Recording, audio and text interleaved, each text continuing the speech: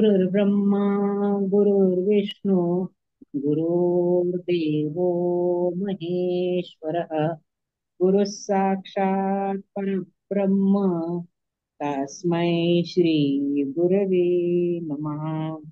नमस्ते शारदे देवी सरस्वती मतिप्रदे वसत्वं मम जिह्वाग्रे सर्वविद्या प्रदा भव. आज नवरात्र सुरू होत आहे. नवरात्राच्या शुभेच्छा. सर्व मंगल्य मांगल्ये शिवे सर्वार्थ साधिके शरण्ये त्र्यंबके गौरी नारायणी नमोस्तुते. नारायणी नमोस्तुते. गुरूंना वंदन करून मी सुरू करते. तर हे आत्मसंयोग योग सुरू झाला आणि मग कशा पद्धतीने आपण आसन लावायचं आहे, कशा पद्धतीने त्याच्यावर आपल्याला अचल अवस्थेत बसायचं आहे, हे सगळं पहिल्यांदा सांगितलं. त्याच्यानंतर काय, किती खावं, किती खाऊ नये, किती झोपावं, किती झोपू नये, या सर्वांवर सविस्तर चर्चा झाली. आता आपण 18व्या श्लोकाकडे येतो आहे. यदा विनयतै चित्तम आत्मन्येवावतिष्ठते निःस्पृहः सर्वकामेभ्यो युक्त इत्युच्यते तदा. वश झालेलं चित्त ज्या काळात आपल्या स्वरूपातच स्थिर होतं आणि स्वतः संपूर्ण पदार्थांपासून निस्पृह होतं, त्या काळात तो योगी आहे असं म्हटलेलं आहे.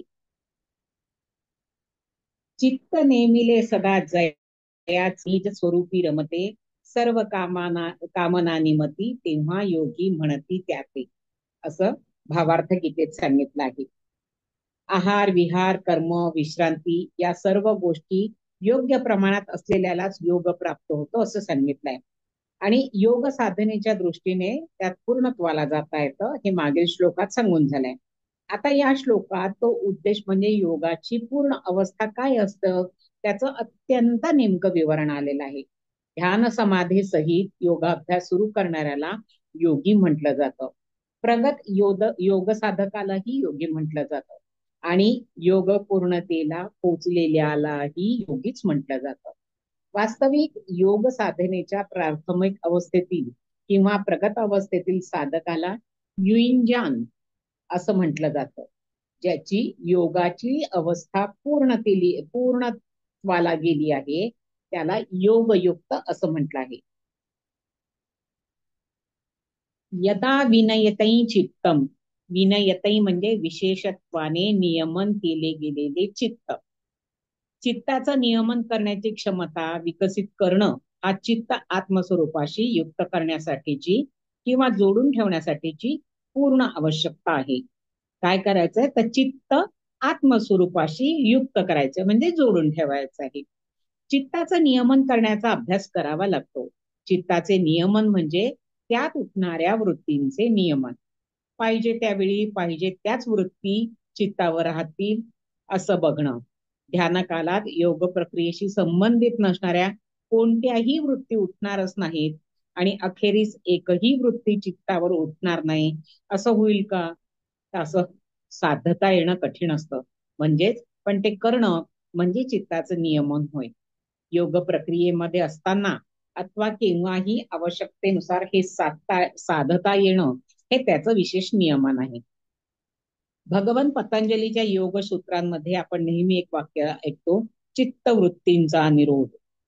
हीच पूर्व आवश्यकता सांगून नंतर लगेच तेव्हा ध्यान करणारा म्हणजे द्रष्टा आत्मस्वरूपाच्या अवस्थेत असतो हे सूत्र त्यांनी सांगितलं आहे. या श्लोकातही चित्तवृत्तींचं पूर्णपणे नियमन करून ते चित्त आत्मस्वरूपात स्थिर करण्याविषयी सांगितलेलं आहे. आत्मनी एव अवतिष्ठते, केवळ आत्म्यातच स्थिर होऊन राहणं. योग साधकाचं चित्तावर पूर्ण नियंत्रण आल्यावर ध्यान प्रक्रियेच्या वृत्ती सोडून इतर वृत्ती नाहीत अशा स्थितीत तो प्रथम चित्ताला ठेवू शकतो. ध्यानापूर्वी म्हणण्याचे श्लोक ध्यानात चित्ताचे अवधान स्ववर आत्मस्वरूपावर ठेवायचं आहे ही या संबंधित प्रक्रिया आहे. धारणा ध्यान मंत्र इत्यादी प्रत्यक्ष ध्यान प्रक्रियेला पूरक गोष्टी आहेत.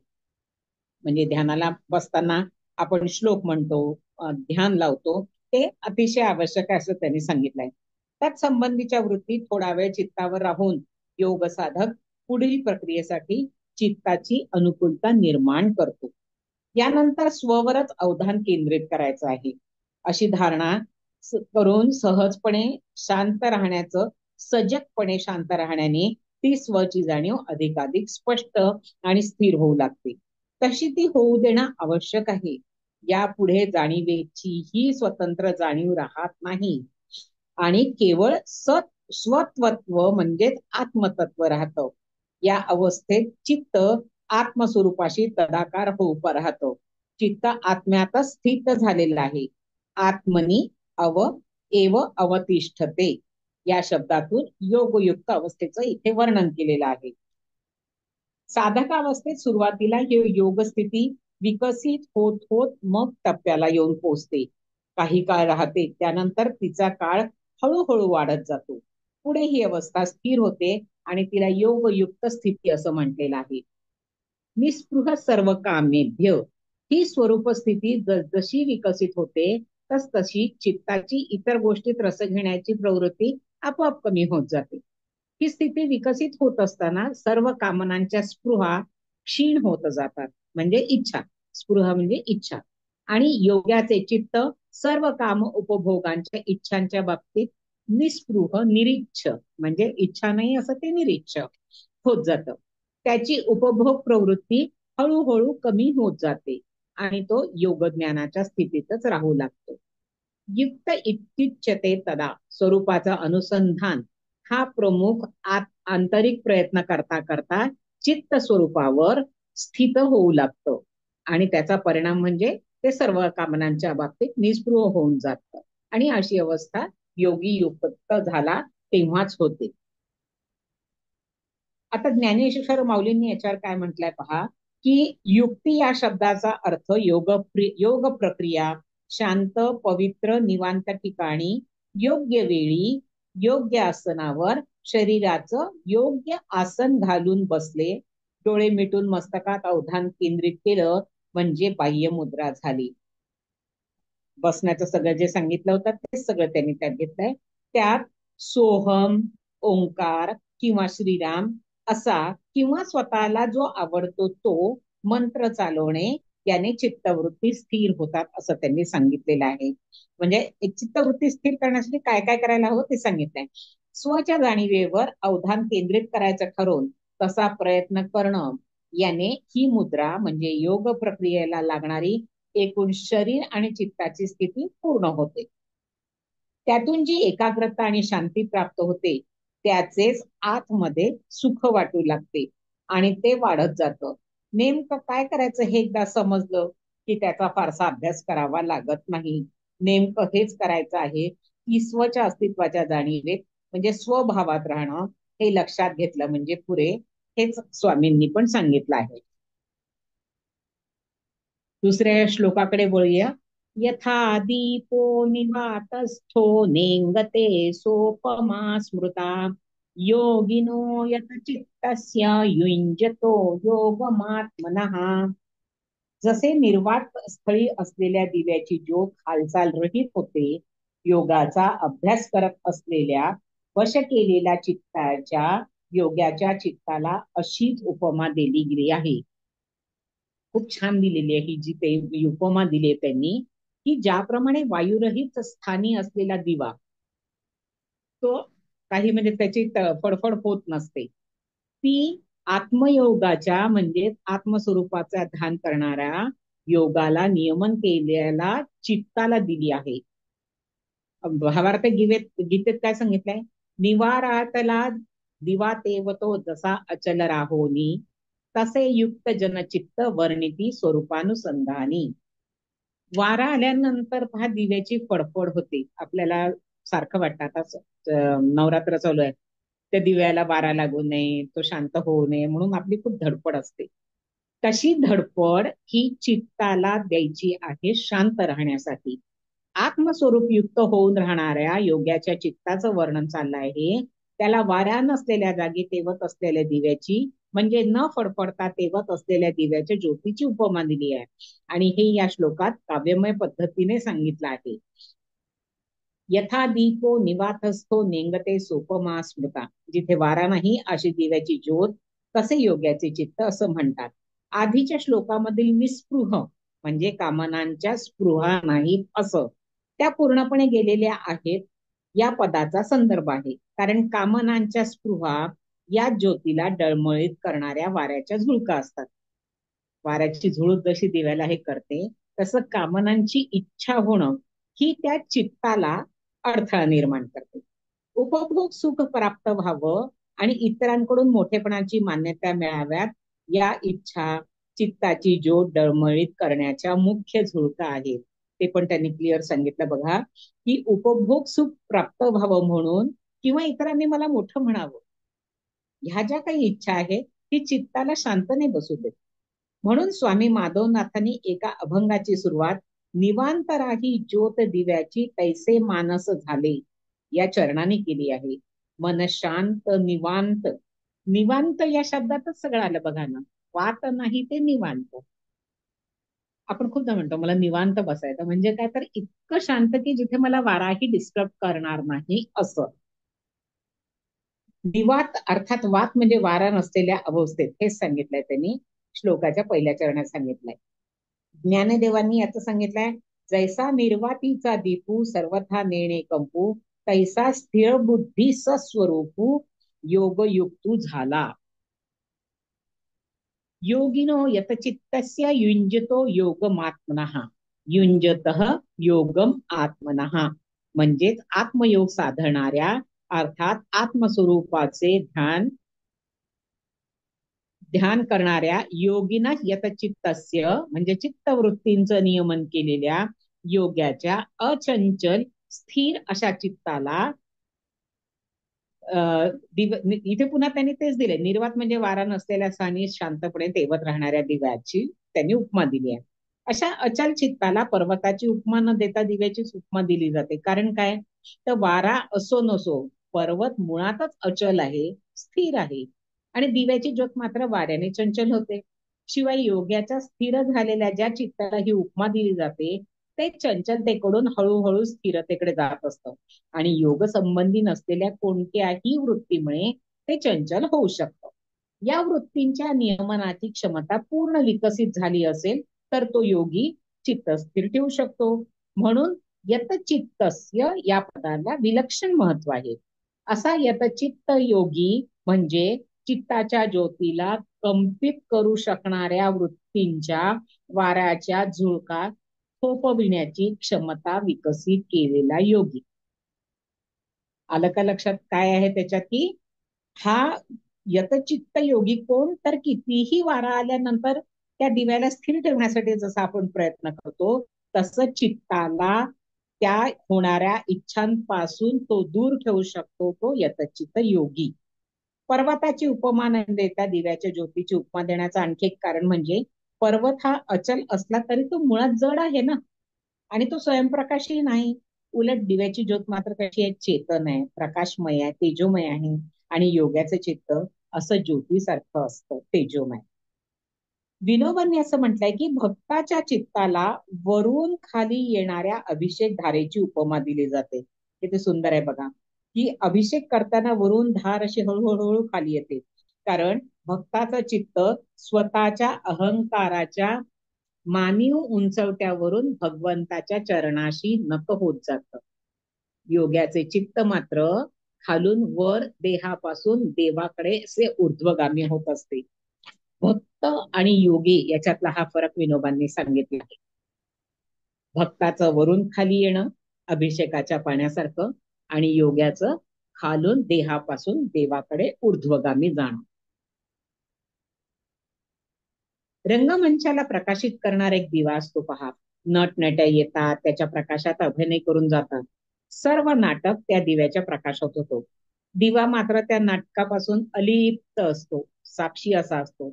नाटक संपल्यावरही रिकाम्या मंचालाही तोच दिवा प्रकाशित करत असतो.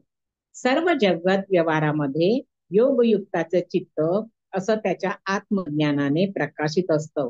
या श्लोकामध्ये मात्र योगाच्या चित्ताच्या ध्यानकालीन स्थितीचं वर्णन करण्यावर भर आहे. चित्त असं दिव्याच्या स्थिर ज्योतीसारखं करून ठेवण्याचा अभ्यास पुन्हा पुन्हा खंड पडू न देता बराच काळ केल्याने ही प्रक्रिया स्थिर होत जाते. पुढे पुढे ही जाणीवेची ज्योत आत्मतत्वात विलीन होण्याची निरुद्ध अवस्था प्राप्त होते आणि या अवस्थेचं त्याच्या पुढचं वर्णन पुढील श्लोकामध्ये केले गेलेलं आहे.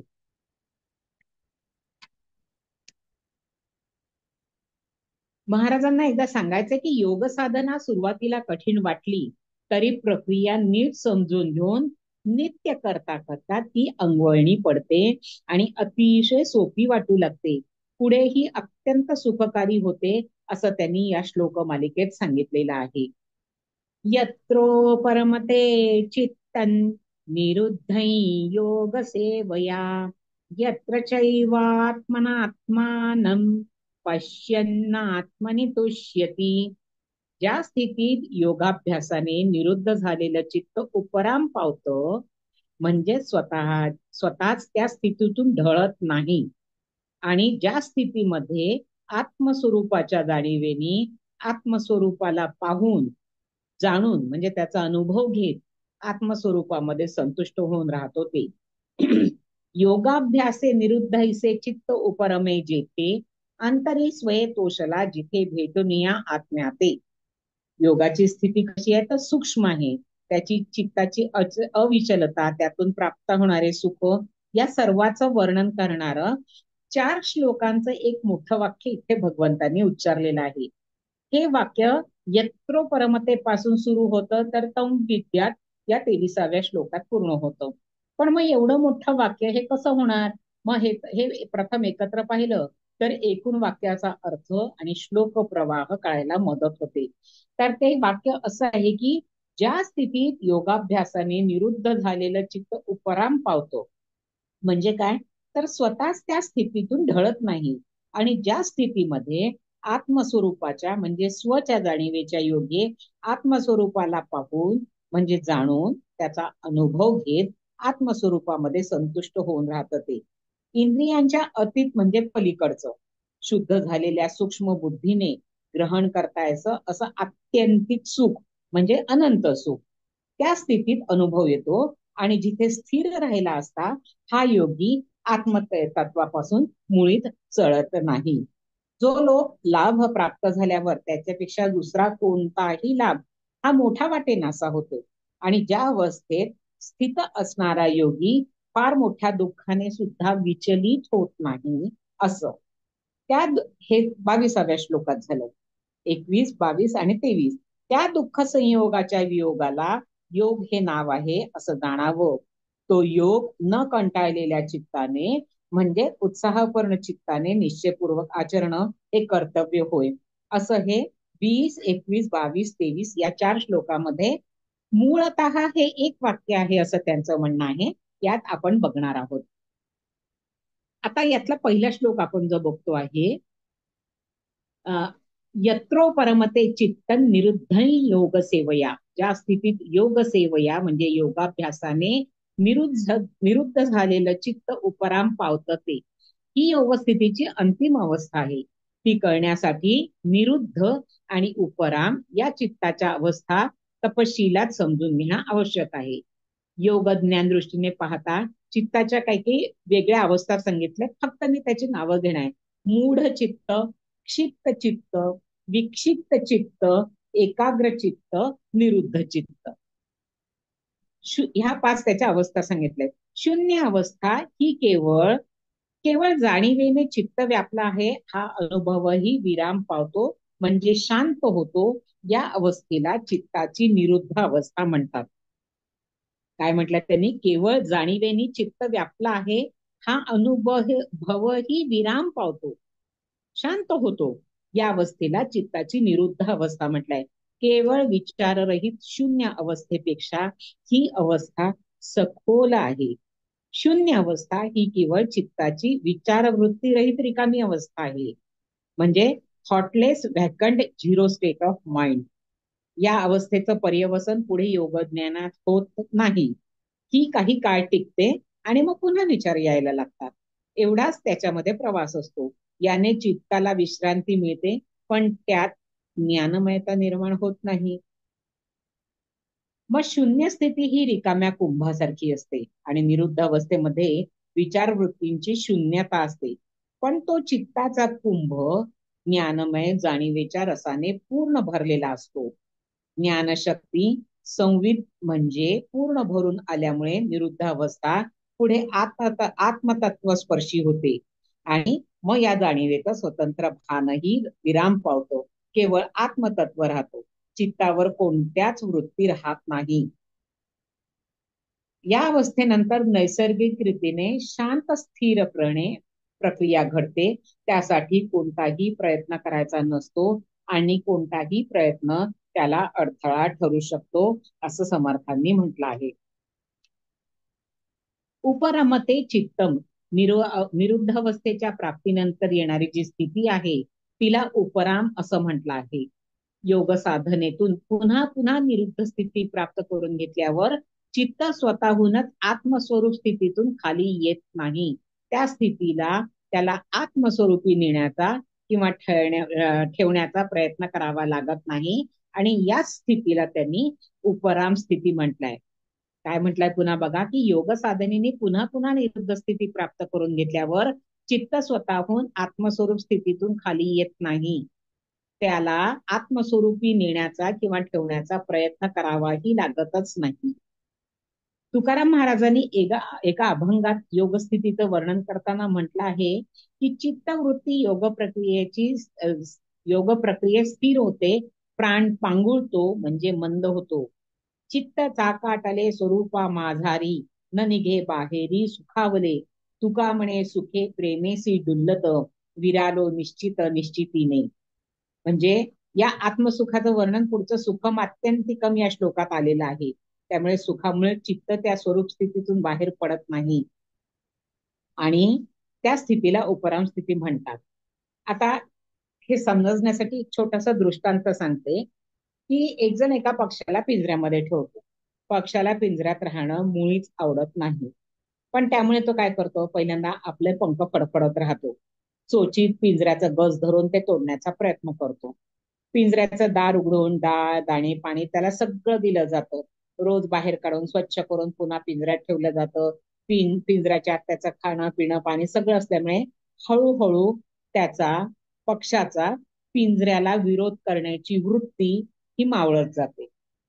एके दिवशी काय होतं, की त्याला साफ केल्यानंतर पिंजऱ्यात ठेवल्या गेल्यानंतर त्याच्या आवडीचं डाळ दाणे पाणी सगळं दिलं जातं, पण पिंजऱ्यात ठेवणाऱ्याच्या हातून पिंजऱ्याचं दार चुकून उघडं राहतं. आता ही संधी साधून पक्षी खरं बाहेर येऊ शकतो, उडून जाऊ शकतो. इथे तो काय करतो पहा, ती संधी साधून पक्षी पिंजऱ्यातून बाहेर आला, उडून समोरच्या झाडाच्या फांदीवरही जाऊन बसला. मग सहज इकडे तिकडे मजेत पाहत राहिला. तेव्हा त्याला इतर अनेक पक्षी प्राणी दिसू लागले. मग त्याला भीती वाटली, की यातला कोणीतरी आपल्यावर हल्ला करेल आणि मारेल. मग आता काय करायचं? शिवाय पिंजऱ्यात आपण यापासून तर सुरक्षित होतो, पण आपल्याला अन्न पाणी ही चांगलं आणि सहज मिळतच होतो. म्हणजे दुःख कशात होतं, तर फक्त आपण बाहेर जात नव्हतो, पण बाहेरही आपल्यावर हल्ला होणारच आहे. मग याचा आस्वंद आणि आनंद आपण जर घेत होतो, तर मग ते सोडून बाहेर उडून आपण असुरक्षित का व्हा, असं वाटून तो पक्षी स्वतःहून उडून पिंजऱ्यात येऊन बसतो आणि नंतर पिंजऱ्याचं दार उघडं राहिलं तरी तो पिंजऱ्याच्या बाहेर येईनासा होतो. ह्याला उपराम अवस्था असं म्हणतात. चित्त आत्मस्वरूपामध्ये अनुभवत असलेल्या सुखाने, म्हणजे तो पक्षी म्हणजे चित्त, हा काय करतोय, आत्मस्वरूपामध्ये अतिशय सुंदर अनुभव घेतोय. मग त्याला त्याच्यातून बाहेर पडायची इच्छाच होत नाही. ही त्याची उपरामावस्था आहे. ध्यानात किंवा व्यवहारात असताना देखील ते स्वरूप स्थितीत राहतं. हेच या श्लोकाच्या पुढच्या चरणामध्ये वेगळ्या पद्धतीने सांगितलंय. यत्र आत्मना आत्मानं पश्यन आत्मनी एव तुष्यती. म्हणजे ज्या स्थितीमध्ये चित्त स्वच्या म्हणजे आत्मस्वरूपाच्या जाणीवेनी आत्मस्वरूपाला पाहून म्हणजे योगानुभवाने जाणून आत्मस्वरूपामध्ये संतुष्ट होऊन राहतो तो. आत्मानं पश्यन म्हणजे स्वतःला पाहून म्हणजे स्वस्वरूपाच्या योगाच्या अनुभवाने जाणून. आता हे लक्षात घेऊन ध्यानाला बसून डोळे मिटताना आपण या डोळ्यांची आत्मस्वरूप नावाची काहीतरी गोष्ट पाहणार आहोत असं मनात धरू नका. असं कितीही ठरवलं तरी ध्यानाला बसल्यावर विवक्षित ठिकाणी लक्ष केंद्रित करताना तिथे आपण जणू काहीतरी पाहत आहोत अशा प्रकारची प्रवृत्ती असते. स्वची जाणीव स्पष्ट होताना ही प्रवृत्ती हळूहळू कमी होत जाते आणि काही न पाहता पाहण्याची वृत्ती ही सुटून जाते. आपण स्वच्या अर्थात आपल्या अस्तित्वाच्या जाणीवेवर अवधान ठेवून राहू लागतो.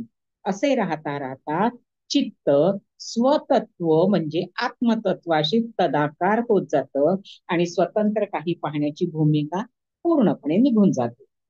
संत चोखामेळ्यांच्या बाईंचा एक सोयराबाई ज्या होत्या त्यांचा एक अभंग सगळ्यांना माहितीये, अवघा रंग एक झाला, सगळ्यांना माहितीच असेल.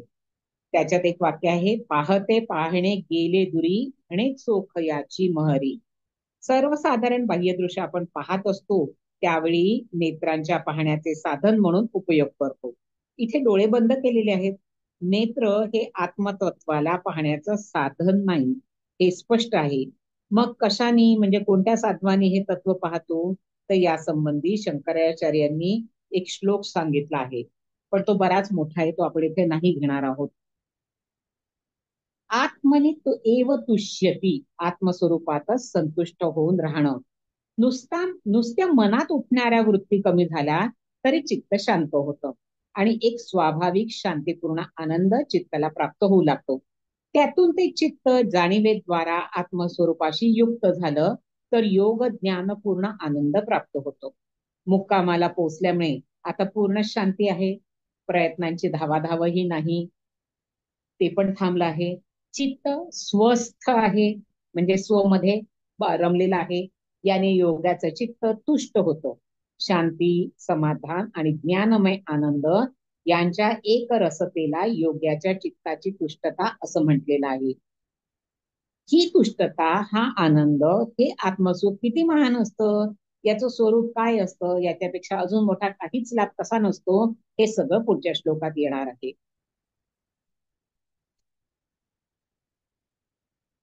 आत्मसुखाचा परिणाम आणि या पलीकडे यापेक्षा कोणताही मोठा लाभ नाही हे सांगणार आता आपण बघूया.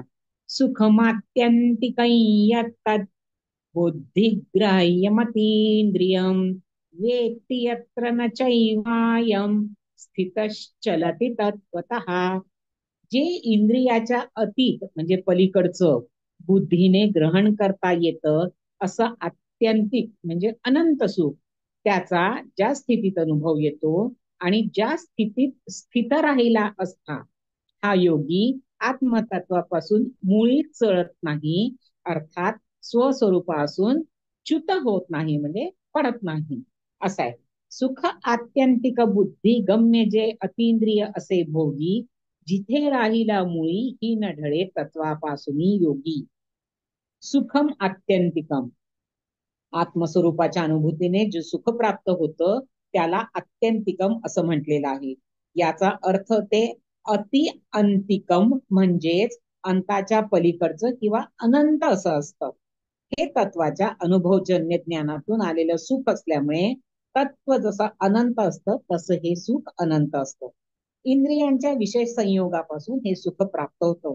ते सुख परिमित म्हणजे मर्यादित असतं, कारण इंद्रियांची क्षमता ही मर्यादित असते. उदाहरणार्थ 20 गुलाबजाम खाऊन झाल्यावर 21वा गुलाबजाम खाताना तितकी मजा वाटेल का? नक्कीच वाटणार नाही.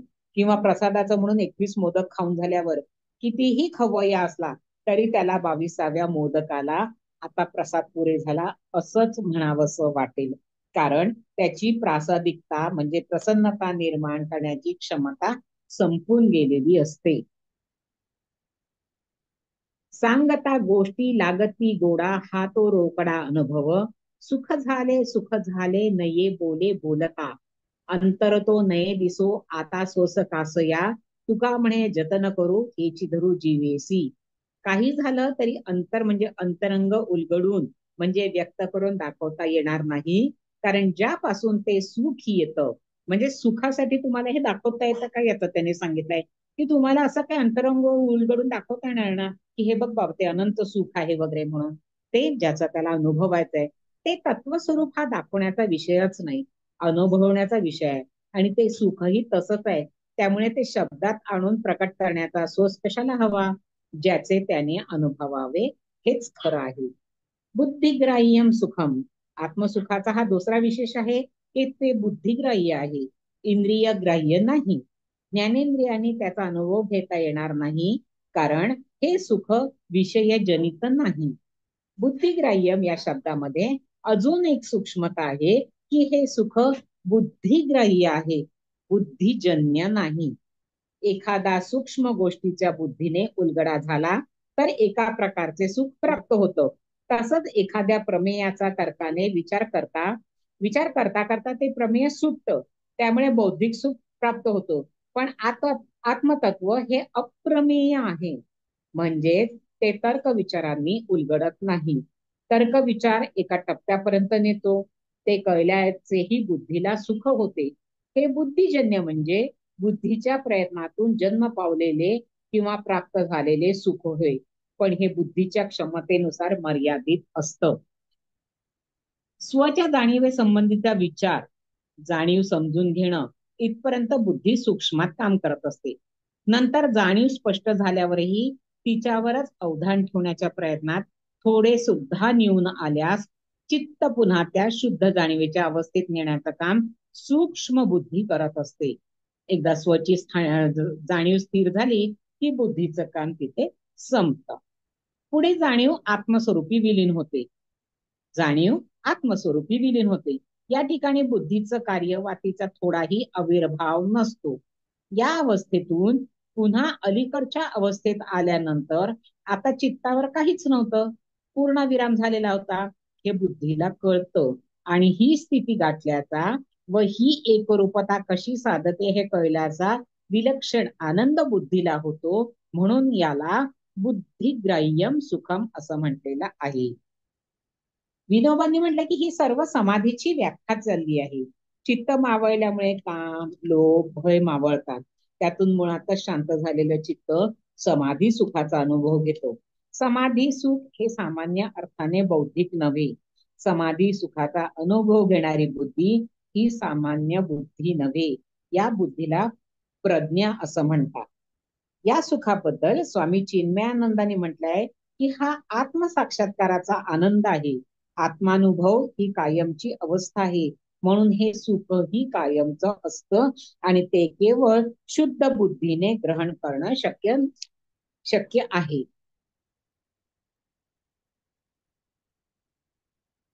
अयंच तत् व्यक्ती आणि ते तत्व जाणल्याने प्राप्त होणारे आत्यंतिक सुख अनुभवल्याने अयम म्हणजे हा योगी स्थित तत्वतः न एव चलती, म्हणजे त्या तत्व सुखामध्ये स्थित राहून त्यापासून मुळी चळत नाही, ती योगस्थिती होय. माणसाची स्वाभाविक प्रवृत्ती सुख प्राप्त करून सुखात राहण्याची आहे. सुख जितकं मोठं तितके माणसाची प्रवृत्ती त्या सुखाकडे जाण्याची असते. योग ज्ञानातून प्राप्त होणारे जे सुख असतं ते आत्यंतिक असल्यामुळे ते सुख आणि ती योग ज्ञान स्थिती हा योगी सोडतच नाही. आणि यापेक्षा मोठा लाभ नाही हे कळल्याने तो अविचल राहतो. मोठ्या दुःखानेही विचलित होत नाही, हेच पुढच्या श्लोकात सांगितलेलं आहे. यम यल्लब्ध्वा चापरल्लाभं मन्यते नाधिकं ततः यस्मिन् स्थितो न दुःखेन गुरुणापि विचाल्यते. जो लाभ प्राप्त झाल्यावर त्याच्यापेक्षा दुसरा कोणताही लाभ त्या योग्याला मोठा वाटेनासा होतो. आणि ज्या अवस्थेत स्थित असणारा योगी फार मोठ्या दुःखाने सुद्धा विचलित होत नाही तो. ज्या लाभाहुनी अधिक न मानी लाभ आणखी दुसरे, जेथ राहुनी मुळी ही नचळे दाटे जरी दुःख भरे. यल्लब्ध्वा चापरल लाभम मन्यते नाधिकम ततः. योग समाधीद्वारे जे आत्मस्वरूपाचं ज्ञान प्राप्त होतं त्यामुळे योग्याला जे आत्यंतिक सुख मिळतं त्या स्थितीपासून तो विचलित होत नाही, कारण कोणताही लाभ त्या योगाला या सुखापेक्षा मोठाच वाटत नाही. एकतर योग प्रक्रिया साधत असताना ती प्रक्रिया एक वेगळ्या प्रकारचं सुख देतच असतं. हे सुख शांती प्रधान असतं. सर्वात महत्वाची गोष्ट म्हणजे आत्मस्वरूपाचं ज्ञान झाल्याची, म्हणजे आत्मदेवाच्या भेटीची कृतार्थता त्यात असते. काय होतं पुन्हा बघा, आत्मस्वरूपाचे ज्ञान झाल्याची म्हणजे आत्मदेवाच्या भेटीची कृतार्थता त्यात असते. हे प्राप्त होण्यापेक्षा दुसरा कोणताही लाभ मोठा नाही. मानवी जीवनात प्राप्त करून घेण्याची सर्वात मोठी गोष्ट कोणती, तर ईश्वरानुभव होय. प्रत्येक जण आपल्यामध्ये अनुभवू शकतो तो आत्मा हाच ईश्वर आहे, हे भगवद्गीतेने आणि अनेक संतांनी स्पष्ट सांगितलंय. विभूती योगा 10व्या अध्यायात श्री भगवंत अगदी पहिली विभूती सांगतात, अहमात्मा गुडाकेश सर्वभूताशय स्थितः. अर्थात सर्व भूत मात्रांमध्ये स्थित असणारा आत्मा मी आहे. भगवान श्री रमण महर्षींनी पण गीतेत हे सांगितलं आहे. किंवा एकनाथ महाराजांनी सांगितलेला आपल्याला अभंग माहिती आहे, काया ही पंढरी आत्मा हा विठ्ठल, किंवा देही देखील पंढरी आता आत्मा विटेवरी, हे संत चोखामेळांनी सांगितलंय. अनेक संत वचनांनी याचं उदाहरण दिलेले आहे की आत्मा हाच मुख्य देव आहे. अंतरात देवाचं दर्शन झाल्यावर बाहेर सर्वत्र तोच देव आहे हे ज्ञान होतं, आणि याने मानवी जीवनात अत्युच्च ध्येय साधल्याची कृतार्थता प्राप्त होते. त्या प्रक्रियेचं सुख आणि त्या कृतार्थतेचेही सुख आत्मस्वरूपाची प्राप्ती झाल्यामुळे होणाऱ्या आत्यंतिक सुखात सामावलेलं असतं. असा योगी सुखरूप होतो, हे सर्व एका अभंगात सांगितलेलं आहे. मज अंतरीचा जाणून या भाव पूर्ण करी देव मनोरथ, आता मजलागी काय उणे जगी आवडीने भोगी शांती सुख. झाले अंतर्बाह्य देवाचे दर्शन स्थिरावले मन देवा पायी, स्वामी म्हणे सुख भोगिता अमूप झालो सुखरूप आपो आपो. यस्मिन स्थितेन दुःखेन गुरुणापी विचाल्यते, ही स्थिर आत्मस्थिती आणि त्यातून येणारी कृतार्थता प्राप्त झाल्याने योगाचं चित्त तृप्ती शांती सुख यांनी परिपूर्ण भरून गेलेलं असतं. जीवन व्यवहारात होणारे चढ उतार, त्यातले लहान सहान प्रासंगिक दुःखे तर सोडात, पण गुरुणा अपी म्हणजे खूप मोठी दुःखे सुद्धा त्याची आंतरिक योगज्ञानाची स्थिती आणि त्यातून त्याला प्राप्त झालेलं शांती सुख यापासून त्याचं विचलित चित्त करू शकत नाही. चित्त विचलित करू शकत नाही याचा अर्थ त्याचे चित्त जीवन व्यवहारात संवेदनशील राहिलेलं नसतं. स्वामी माधवनाथ महाराजांच्या काळातला एक प्रसंग आहे की त्यांच्या सख्या नात्याच्या आणि अगदी जवळच्या काही व्यक्तींचं एका मागोमाग एक निधन झालं. एका निवांत वेळेला एक भक्त त्यांच्या दर्शनाला गेले असताना ते नेहमीप्रमाणे शांत स्थितीत होते. नुकत्याच झालेल्या दुःखद घटनांमुळे थोडीही खिन्नता त्यांच्या चेहऱ्यावर दिसत नव्हती. तेव्हा त्यांना विचारलं की स्वामी, प्रापंचिक दुःखद घटनांमुळे संतांना दुःख होत नाही का हो? त्यावर स्वामी म्हणाले, एखाद्या माणसाकडे 5 रुपये आहेत आणि ते कुठेतरी पडले, तर त्याला जे दुःख होतं ते सर्वसाधारण संसारी माणसाला होतं. पण एखाद्याकडे 5 लाख रुपये आहे आणि त्यातले पाच रुपये जर कुठे पडले, तर ते गेल्याचं किती दुःख होईल त्याला. 5 लाखातले 5 रुपये. तितपत संतांची सांसारिक दुःखांच्या बाबतीतील संवेदना असते. तिचं सुंदर उदाहरण सांगितलंय. आणि ते यथायोग्य वागतातही, पण अंतरात मात्र शांत अविचल स्थिर असतात, हे या प्रसंगावरून समजून घेता येतं. तम विद्या दुःख संयोग वियोग आवाज येत नाही ताई. योग. कोण बोललाय? नाही, आवाज येत नाही. स्टॉप झालं होतं का? येतोय ताई, येतोय. येतोय येतोय. येतो का? मला हो. चला नाही. तम विद्या दुःख संयोग वियोग योग सज्ञितम स निश्चयेन योक्तव्यो योगो निर्विण्ण चेतसा. त्या दुःख संयोगाच्या वियोगाला योग हे नाव आहे. योग असे म्हटले किंवा समजले जाते असे जाणावे तो योग न कंटाळलेल्या म्हणजे उत्साहपूर्ण चित्ताने निश्चयपूर्वक आचरण करणं हे कर्तव्य होय. योग हा शब्द युज म्हणजे जोडले जाणे किंवा युक्त होणे या धातूवरून आला आहे. खूप साधं उदाहरण त्यांनी दिलंय की आपण नेहमी वापरात घेतो. यंदा योग नाही, लग्नाच्या संदर्भात काही आलं कोणाशी पत्रिका जुळत नाही, काही होत नाही, तर तुमचा आमचा योग नाही म्हटलं जातं. तो योग म्हणजे काय, तर जोडलं जाणं, म्हणजे तुमचं आणि माझं नातं जोडलं जाऊ शकत नाही असं त्यातून सांगणं असतं. त्याला आपण साधं एका शब्दात सांगतो, यंदा योग नाही. गीतेच्या पहिल्या अध्यायापासून अखेरच्या 18व्या अध्यायापर्यंत सर्व अध्यायांना योग असं म्हटलेलं आहे. अगदी सुरुवातीला युद्ध प्रसंगी भीष्म, द्रोण यांच्यासारखे प्रियजन आणि सर्व सगळे बांधव, सगळे संबंधी यांना युद्धात मारून राज्य मिळवायचे, ही कल्पना अर्जुनाला रणांगणावर त्यांना युद्धासाठी उभं राहिलेलं पाहून सहन झाली नाहीये आणि त्याचं त्याला विलक्षण दुःख झालं. तो सर्व ते कृष्णाला सांगत होता. अशा प्रकारे दुःखाने का होईना, पण मन देवाशी जोडले जाण्याला अर्जुन विषाद योग असं नाव दिलं आहे. या अध्यायापासून, ज्याला एकाध्यायी गीता म्हणतात, अशा 18व्या अध्यायापर्यंत त्या त्या अध्यायात आलेल्या विषयानुरूप विविध योग सांगितलेले आहेत. प्रस्तुत 6व्या अध्यायात आत्मसंयम योग किंवा अभ्यास योग अशी नावं आहेत, पण मुख्यतः तो ध्यान योग आहे किंवा त्या नावाने तो ओळखला जातो असं त्यांना म्हणायचंय. चित्त आत्मस्वरूपाशी जोडलं जाणं युक्त करण्यासाठी आचरायच्या ध्यान योगाची प्रक्रिया आणि त्याचे परिणाम हे या अध्यायात सांगितले आहेत. या श्लोकात दिलेली योगाची व्याख्या वैशिष्ट्यपूर्ण आहे. ही व्याख्या योगाची प्रक्रिया सांगत नसून परिणाम सांगते. एवढाच श्लोक बघितला तर त्यावरून योग प्रक्रियेची कल्पना येत नाही. पण 4 श्लोकांच्या मोठ्या वाक्यातील हा चौथा म्हणजे शेवटचा श्लोक आहे. हा त्या वाक्याचा अंतिम भाग आहे, हे लक्षात घेतलं पाहिजे. योग प्रक्रिया पहिल्याच म्हणजे 20व्या श्लोकात सांगून झाली. 21व्या 22व्या श्लोकात ज्या स्थितीत मोठ्या दुःखाने योगी विचलित होत नाही हे सांगून झालं. आता या मालिकेच्या शेवटच्या श्लोकामध्ये योगाची ही अभूतपूर्व व्याख्या आलेली आहे. तम विद्या दुःख संयोग वियोगै योग सद्मितम. त्या दुःख संयोगाच्या वियोगाला योग ही संज्ञा आहे, म्हणजे योग असले म्हटले जाते असे जाणावे.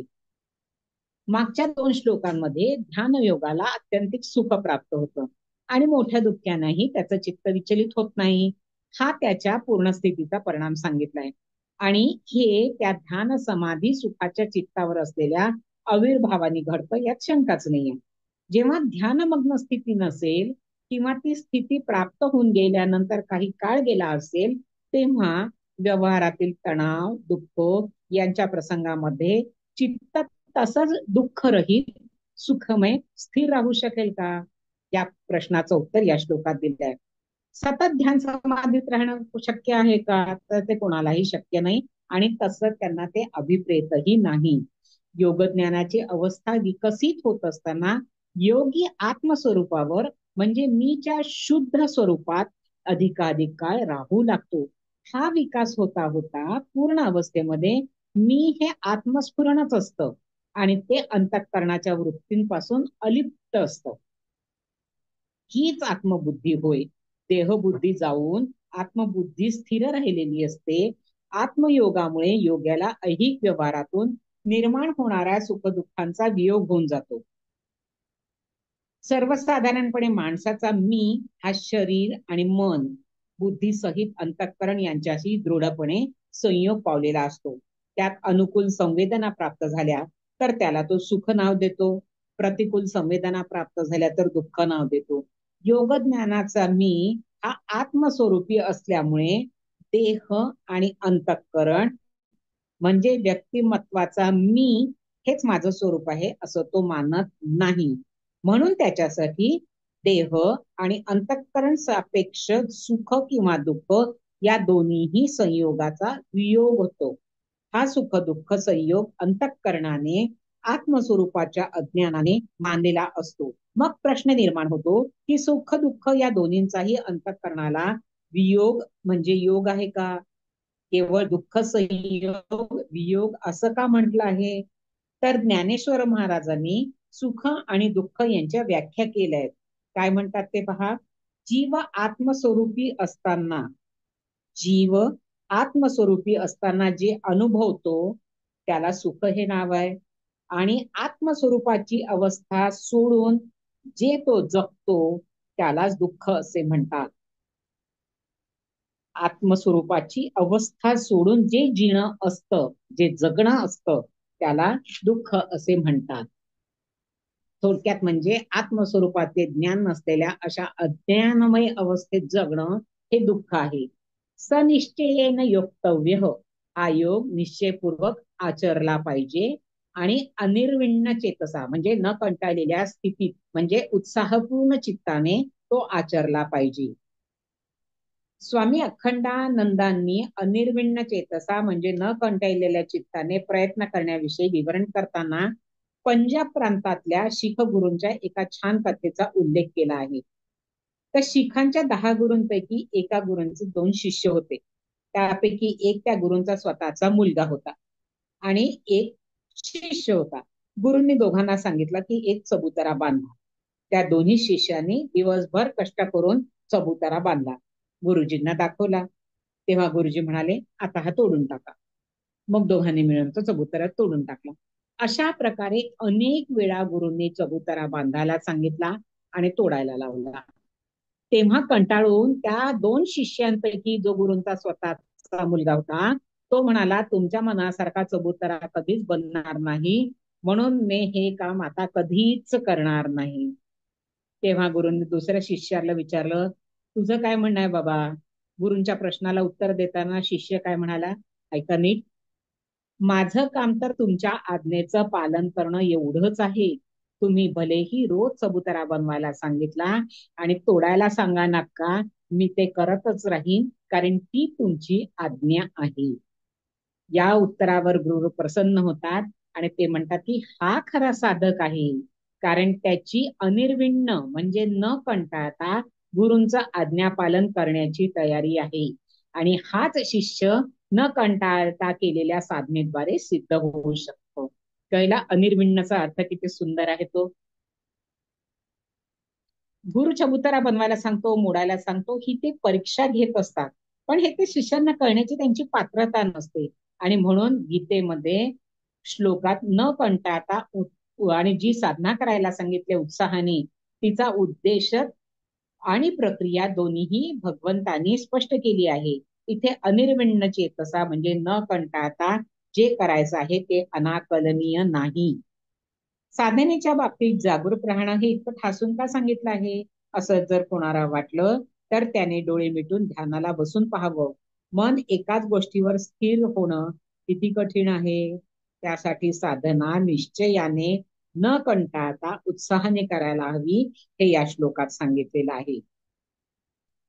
यानंतरच्या श्लोकापासून योगाच्या अंतरंग साधनेच्या प्रक्रियेचं विवरण पुन्हा सुरू होत आहे.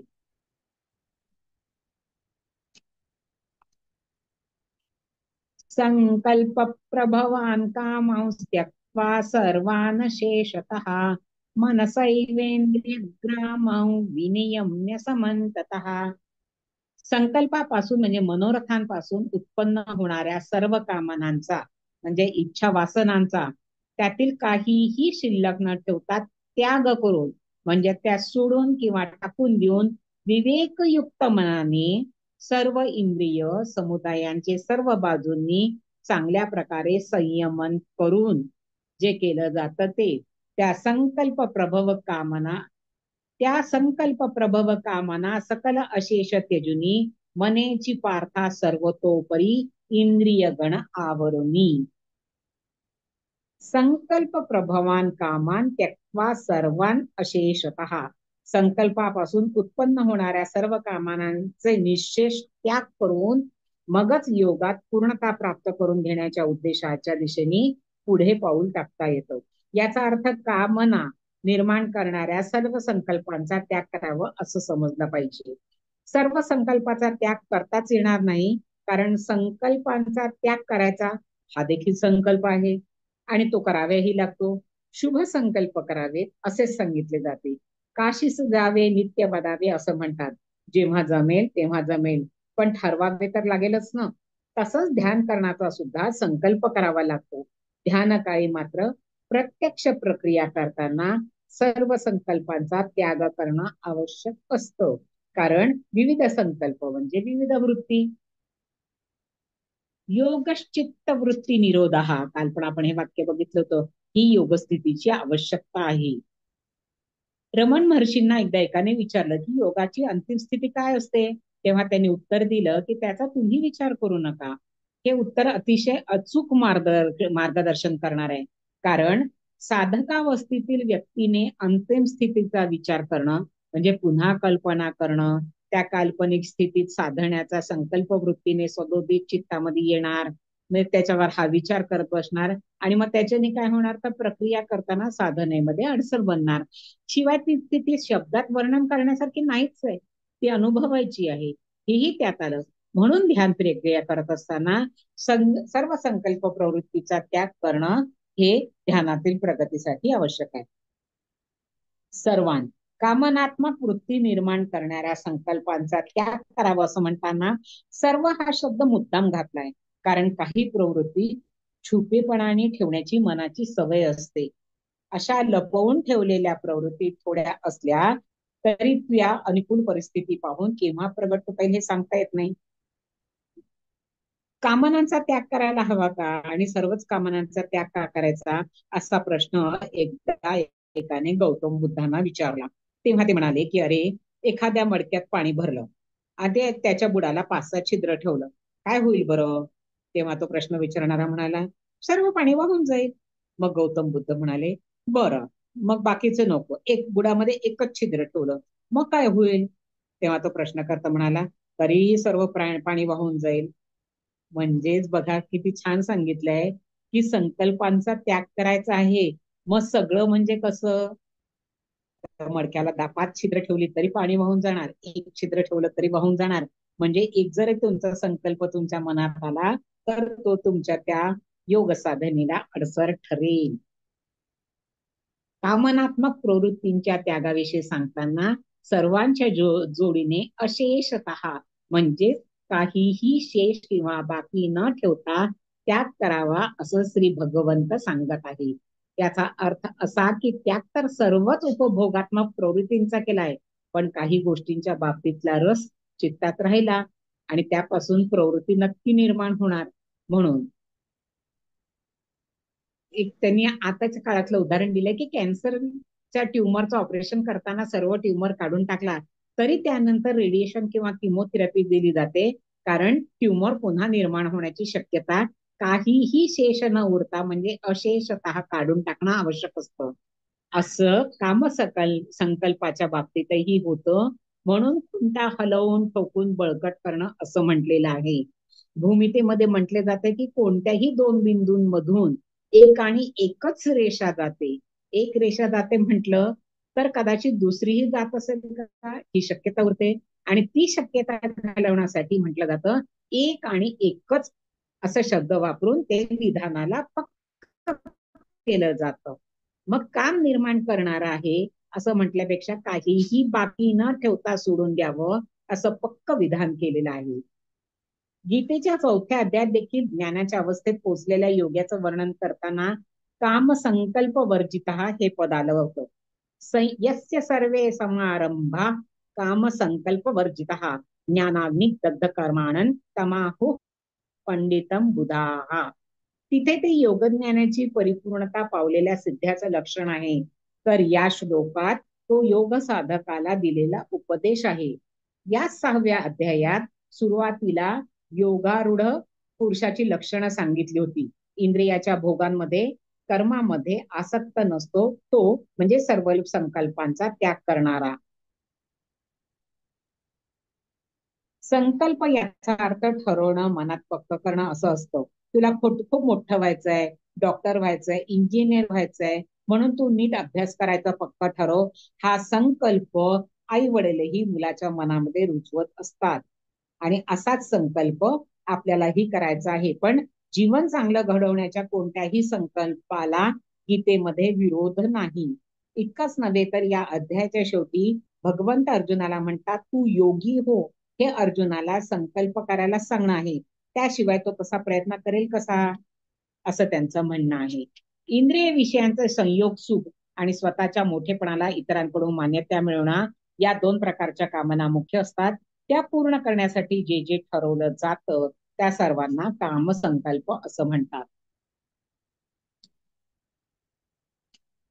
काही थांबायचा की घेऊ पुढचा? सुचेताताई, सुचेताताई, पुढचा घेऊ का थांबायचा आहे? घेतलं तरी चालेल ना एखादा. हा. शनै शनैरुपरमेत् वृद्ध्या गृहीत धृती गृहीतया आत्मसंस्थं मनः कृत्वा न किंचिदपि चिंतयेत. शनै शनै अभ्यास करत राहून क्रमाक्रमाने उपराम पावावे. धैर्ययुक्त बुद्धीने मन आत्मसंस्था करून त्याला आत्मस्वरूपात स्थित करून कसलेही चिंतन करू नये. मग हळूहळू उपरत व्हावे. धैर्ययुक्त बुद्धीने आत्मस्थित मन करूनी काही नच चिंतावे त्यामे. यतो यतो निश्चरिती. पुढचा श्लोक, हा श्लोक हे ध्यान योग प्रक्रियेचं संपूर्ण स्वरूप विशद करणार आहे. योग प्रक्रियेचे जणू प्राण आहे. ध्यान योग प्रक्रिया कशी करावी, कोणत्या स्थितीत पोहोचायचं, मुख्य प्रक्रिया काय आहे, हे सर्व सांगणार आहे. हा एक श्लोक कळला तर संपूर्ण ध्यान योग प्रक्रिया कळेल. आणि हा श्लोक वळला म्हणजे त्यात सांगितलेलं जमलं तर तो साधक पूर्णपणे योगयुक्त होईल हे निश्चित आहे. इतकं या श्लोकाला महत्व आहे. एका वाक्यात सांगायचं झालं तर हा श्लोक म्हणजे आत्मस्वरूपाच्या योग ज्ञान प्रक्रियेचा गाभाच आहे. शनै शनैर उपरमेन. शनै शनै याचा अर्थ आहे हळूहळू, क्रमाक्रमाने, अधिकाधिक समजून घेत योग प्रक्रिया अंगवळणी पाडून घेत प्रगती करावी असा आहे. हळूहळू म्हणजे मंद गतीने संथपणे प्रयत्न करावे असा अर्थ नाही. तर चित्ताची जी उपराम स्थिती प्राप्त करून घ्यायची आहे ती योग प्रक्रियेतील अत्युच्च स्थिती आहे. आणि ती सातत्याने दीर्घकाळ उत्साहाने प्रयत्न करून स्थिर होते हे लक्षात घेतलं पाहिजे असं त्यांनी सांगितलंय. संसारात आसक्त असणाऱ्या एखाद्या माणसाला काही कारणामुळे जर अचानक उपरती झाली आणि तो देवभक्तीच्या किंवा अध्यात्माच्या मार्गाला लागला, अशी काही काही उदाहरणं असतात. अशा माणसाला प्राप्त झालेली भक्ती अध्यात्म मार्गाकडे वळण्याची उपरती असते. इथे योजले गेलेलं उपराम हे पद, याच्यामध्ये मोठा फरक आहे. इथे साधक योग मार्गाकडे वळलेला आहे पण यात अंतिम स्थिती गाठली नाहीये. हे अचानक उपरती झाली या स्वरूपाचं नसतं, तर नित्य ध्यान साधना करून क्रमाक्रमाने प्रगती करत त्या स्थितीकडे जावं लागतं. हे या शनै शनै या शब्दात सांगितलंय. लहान मुलाचा मोठा माणूस जसा एकदम होत नाही, तो क्रमाक्रमाने होतो, तसं आहे इथे. संथपणा अभिप्रेत नाही पण उतावळेपणा देखील अभिप्रेत नाही. कारण उतावळेपणा किंवा घाई हीच योग स्थिती करण्याच्या प्रक्रियेत मोठा अडसर ठरते. एखाद्या लहान छिद्र असलेल्या सुई दोरावायचा असेल तर प्रत्यक्ष दोरा ओढण्यापूर्वी त्या टोकाला पीळ देऊन तो एकच अग्र असलेला असा एकाग्र करावा लागतो. मग लक्ष देऊन सापाशपणे त्या दोऱ्याचं टोक सुईच्या बारीक छिद्रातून पार करावं लागतं. योग प्रक्रियेच्या वेळेस एकाग्रता साधताना इतर वृत्तींनी विचलित न होता सूक्ष्म अशा आत्मस्वरूपावर चित्ताचं अवधान प्रथम केंद्रित करायचं असतं. हे साधताना प्रत्यक्ष प्रक्रियेत घाई करून उपयोग नाही. कृष्णमूर्तींनी एका ठिकाणी असं म्हटलंय की एखादं फुल उमलावं तसं ध्यान लागलं पाहिजे. ती प्रक्रिया कशी नैसर्गिक असते, तिच्या वेगाने ती होते. आपण पाकळ्या ओढून बाजूला करून ते फुल उमलणार नाही. कळी आहे, कळीला आपण तुम्ही जबरदस्ती उडाल तर त्या मूळ उमलणाऱ्या फुलात जे सौंदर्य असतं ते यामध्ये नसेल आणि ते नीट उमललं पण जाणार नाही. म्हणून शनै शनी याचा अर्थ प्रक्रिया शांतपणे करावी, तिच्यात घाई करू नये असं आहे. प्रगती क्रमाक्रमाने होत जाईल. ध्यान प्रक्रिया मात्र रोज करायला पाहिजे. ती आठवड्यातून एकदा किंवा महिन्यातून एकदा करून होणार नाही. फुल प्रक्रियेच्या उमलण्याच्या प्रक्रियेसारखंच सातत्य पाहिजे.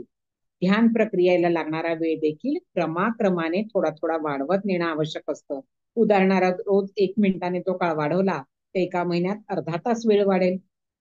असे करत ध्यान प्रक्रियेत अंतरस्थिती गाठण्यासाठी स्थिरपणे आसनात बसून योग प्रक्रिया जेवढा काळ देता येतं आवश्यक असतं तेवढा काळ क्रमाक्रमाने विकसित करता येतो.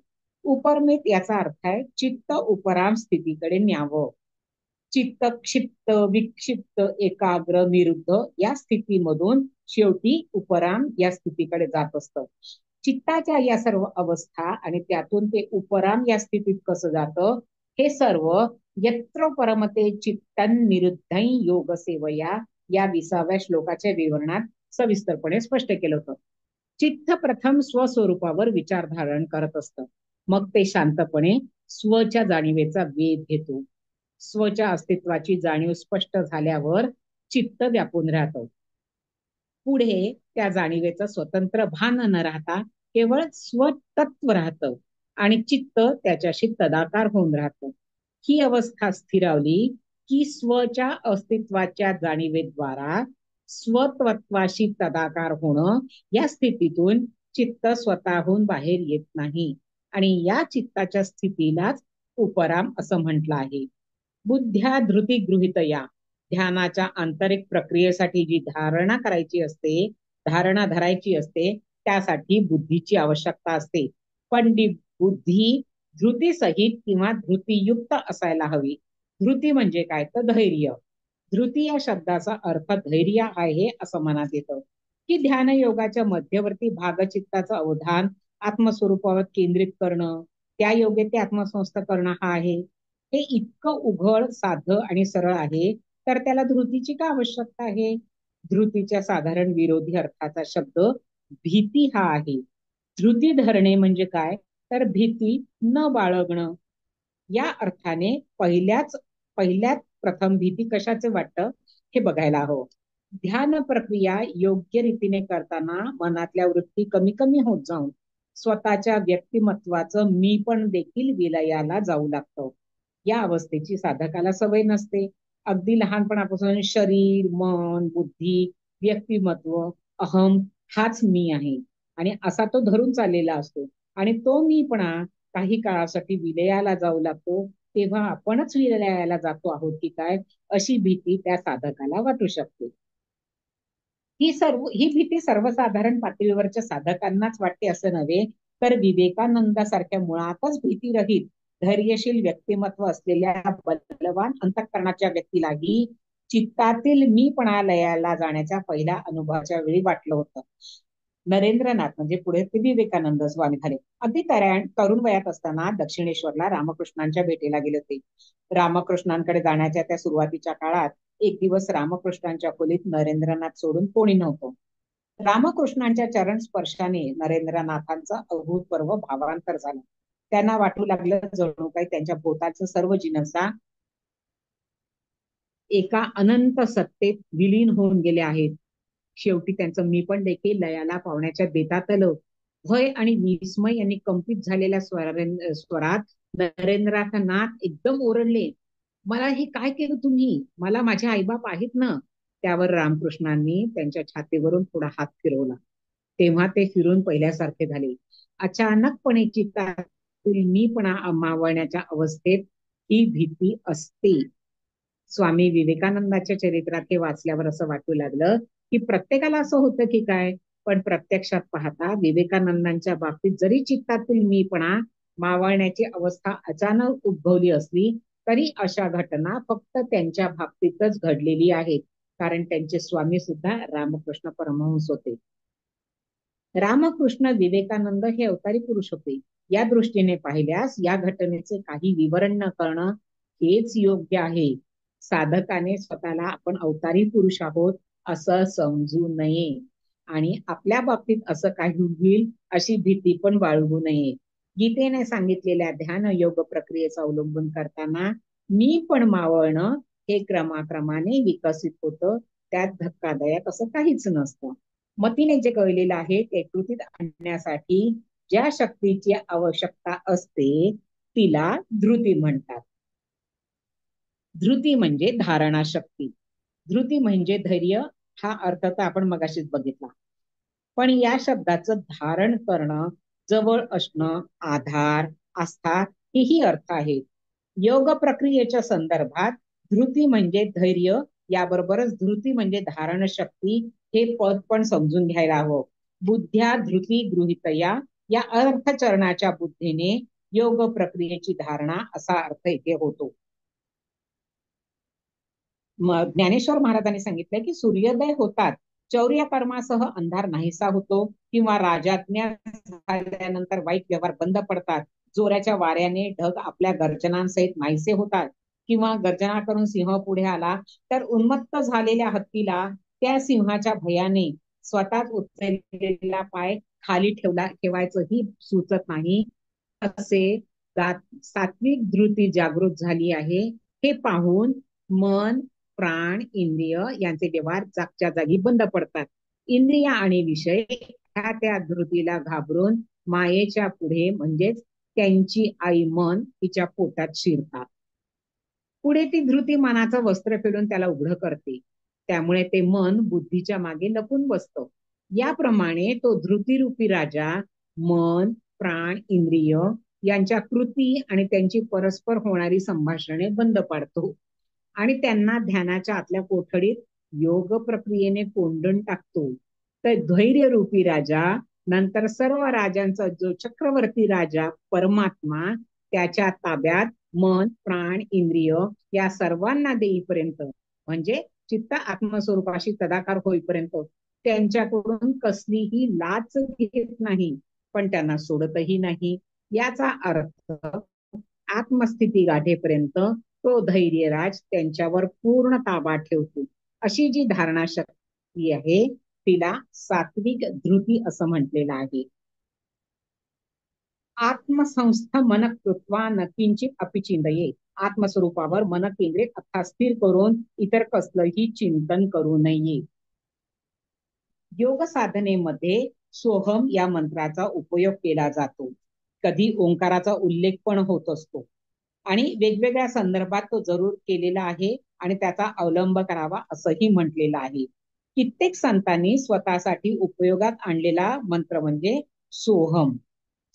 श्वास घेताना सो आणि सोडताना हम असा श्वासावर सोहम मंत्र चालवला जातो. याला अजपाजप असं म्हणतात. म्हणजे जप मुद्दामून न करता सहज होणारा जप. सोहमचे मूळ स्वरूप स आणि अहम असा आहे. या पदाचा संधी सोहम असा होतो. स म्हणजे परमात्मा आणि अहम म्हणजे मी. हे तत्वता एक रूप आहे असं या मंत्रामध्ये सामावलेलं आहे. जी अंतिम स्थिती अनुभवायची तिचीच ही धारणा असल्यामुळे ध्यान योगासाठी हा सुयोग्य मंत्र आहे. मन आत्मसंस्थ करणे म्हणजे सतत संकल्प विकल्प करतं ते मन, निश्चय करतं समजून घेते ती बुद्धी आणि एखादी गोष्ट धरून ठेवते ते चित्त आणि शरीरासंबंधी मी हे स्फुरण हा अहंकार. पुन्हा बघूया. सतत संकल्प विकल्प करतं ते कोण? तर ते मन. निश्चय करतं समजून घेतं ते ती कोण? ती बुद्धी. आणि एखादी गोष्ट धरून ठेवतं ते चित्त आणि शरीरासंबंधी मी हे स्फुरण जे आहे तो म्हणजे अहंकार. मनातल्या वृत्ती आधी अवलंबलेल्या मार्गाने कमीत कमी करत गेल्यावर आणि स्ववर अवधान केंद्रित करायचं असं ठरवून ध्यानाला बसल्यावर हळूहळू अवधान या मूळ मीच्या म्हणजे स्वच्या अस्तित्वाच्या जाणीवेवर केंद्रित करता येतं. हीच मन आत्मसंस्थ करण्याच्या प्रक्रियेची सुरुवात आहे. दीर्घकाळ मन स्वच्या जाणीवेत राहू लागलं की काही काळानंतर थोडे क्षण असे येतात की जाणीवही विलीन होऊन केवळ स्वतत्व राहतं. हेच आत्मतत्व होय. स्वच्या जाणीवेत मन स्थिर होऊन स्वतत्वाशी तदाकार होऊन राहणं म्हणजे आत्मसंस्थ होणं आणि हीच प्रक्रिया करत राहावी. नकिंचित अपि चिंतयेत. दुसऱ्या कशाचंही चिंतन करू नये असे गीतेला या पदाद्वारे साधकांना सांगायचंय. दुसऱ्या कशाचंही चिंतन करू नये याचा अर्थ कोणत्याही वृत्ती स्मृतीतून निर्माण झाल्या तर त्या सोडून द्याव्या. विचार प्रक्रियेत आत जाऊ नये. केवळ स्वस्वरूपी राहावं. स्वची जाणीव म्हणजे कॉन्शियसनेस ऑफ सेल्फ सोडून काहीही नको. मन पक्के आत्मसंस्थ करण्यासाठीच सांगितलंय. मन म्हणा वा चित्त म्हणा ते आत्मनिष्ठ ठेवून शब्दातीत वृत्तीरहित राहिलं पाहिजे. स्फुरणात स्थिर असलेलं मन इतर सर्व गोष्टी विचार बाबत पूर्ण मौनात असणं ही अवस्था साधायची आणि राखायची. हीच आत्मस्वरूपाची मुख्य ध्यान प्रक्रिया होय. प्रस्तुतचा शनैश्शनी उपरमेत हा श्लोक आणि नंतर येणारा यतो यतो निश्चरती, हे दोन श्लोक योग प्रक्रियेचे प्राण आहेत. त्याच्यावर नंतर आपण बघूया. तुमच्या सर्व सगळ्यांच्या हृदयस्थ असलेल्या श्रीरामाला वंदन करून माझ्या वाणीला विराम देतो. धन्यवाद. छान आहे. सुंदर, पण डोक्याच्या वरून गेलेलं आहे. हो. अवघड आहे थोडं आजचं. अवघड आहे, खूप अवघड आहे. हा, ते सांगताना मला ते स्वतःला खूप समजून घ्यावं लागलं आधी. बरोबर. पण आहेच तो विषय आणि आपण त्या मार्गाला पूर्वी कधीही न गेलेला असल्यामुळे आपल्याला ते नाही लवकर कळू शकत असं आहे. बरोबर. हम्म. त्याला परत एकदा दोनदा ऐकावं लागेल, हो हेच हो हो. तर मग जास्त लक्षात येईल असं वाटतं. अगदी अगदी शांततेने, जसं त्यांनी शांत. म्हटलंय, मन स्थिर करून बरोबर. बाकीच्या वृत्तीमध्ये न येऊ देता नाही, ती खरंच अवस्था यायला वेळ लागेल. शनैश्शनी करूया. आहे. ताई, आज बाकी नवरात्र म्हणून महालक्ष्मी अष्टक म्हणायचं का स्तोत्र?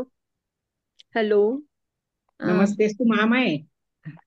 हा, म्हणू दे का? हॅलो. हा, म्हणा नुसता ना. ते कारण का महालक्ष्मी बघा अष्टक. 4:15 झालेत, कारण बघा. एकच मी 2 मिनिटात होतं उभ्या. हा बरोबर, म्हणा ताई. म्हणा. हा. महालक्ष्मी स्तोत्रम. नमस्ते तु महामाये श्रीपीठे पूजिते शंख चक्र गदा हस्ते महालक्ष्मी महालक्ष्मी नमोस्ते. नमोस्तुते. नमस्ते गरुडारूढे कोलासुर भयंकरी सर्व पापहरे देवी महालक्ष्मी नमोस्तुते. सर्ववरदे देवी सर्व दुष्ट भयंकरी सर्व दुःख हरे देवी महालक्ष्मी नमोस्तुते. सिद्धी बुद्धी प्रदे देवी मुक्ती मुक्ती प्रदायिनी मंत्रपुते सदा देवी महालक्ष्मी नमोस्तुते. आद्यंतररहिते देवी आद्य शक्ती महेश्वरी योग जय योग संभूते महालक्ष्मी नमोस्तुते. स्थूल सूक्ष्म महारौद्रे महाशक्ती महोदरे महापापहरे देवी महालक्ष्मी नमोस्तुते. पद्मासनस्थिते देवी परब्रह्म स्वरूपिणी परे परमेश जगन्मातर महालक्ष्मी नमोस्तुते. श्वेतांबरधरे देवी नानालंकार भूषिते जगत्स्थिते जगन्मातर महालक्ष्मी नमोस्तुते. महालक्ष्मी अष्टक स्तोत्रै पठेत् भक्तिमान् नरः सर्वसिद्धिमाप्नोति राज्यं प्राप्नोति सर्वदा. एककाले पठे नित्यं महापापविनाशनम्. द्विकालः पठे नित्यं धनधान्यसमन्वितः. त्रिकालयः पठे नित्यं महाशत्रुविनाशनम्. महालक्ष्मीर्भवे नित्यं प्रसन्ना वरदा शुभा. इति महालक्ष्मी स्तोत्र पाठ सर्व मंगल मांगल्ये शिवे सर्वार्थ साधिके. जय श्री कृष्ण. जय श्री कृष्ण ताई. चालेल. जय इथेच श्री कृष्ण ताई. हो हो, जय श्री कृष्ण ताई. आपण इथेच थांबूयात. कोणाला काही बोलायचं आहे का? हो, आता